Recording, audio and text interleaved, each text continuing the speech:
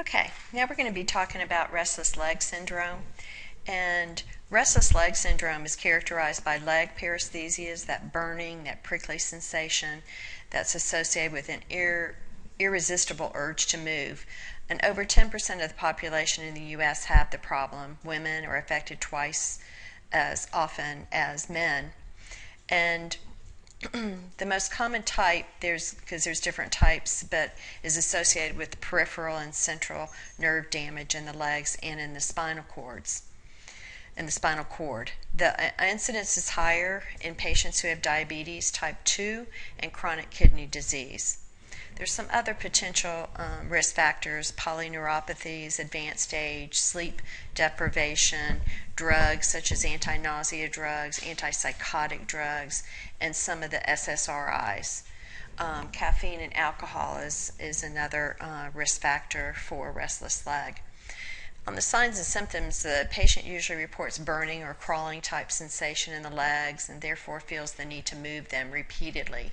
It's usually worse in the evening and at night when the patient is still for a period of time.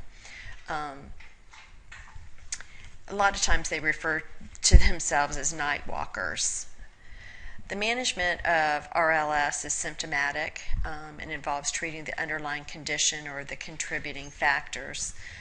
Some of those are, especially the non-pharmacological, examples of treatment are to avoid caffeine, alcohol, quit smoking, lose weight, and exercising. As we know, that's so easy to do.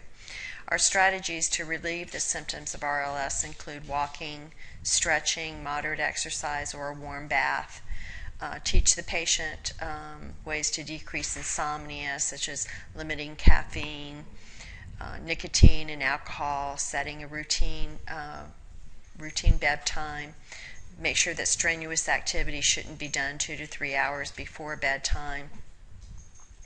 Many of the medications prescribed for RLS are also used for Parkinson's.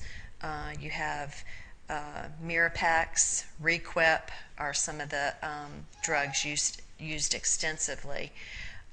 Gabapentin and Arcabil is an anti-epileptic drug that was recently approved for RLS. And these agents are usually taken at night.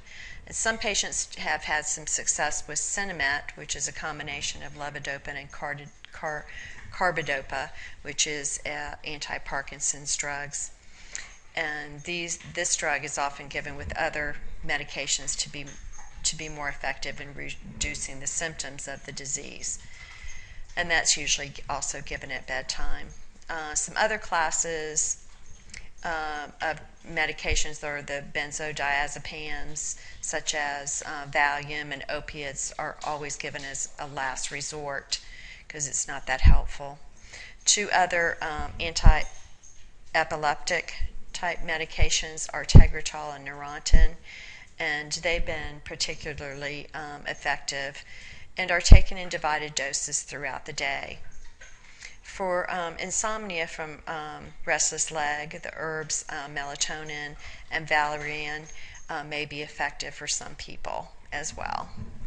I love the little cartoons here. It's this one. You think you have problems. I have restless leg and all 1,000 legs.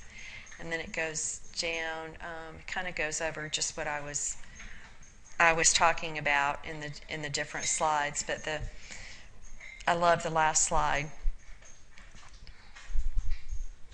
which the man brings his dog into the vet and he says, "Do you have anything for restless tail syndrome?" So that does it for restless leg.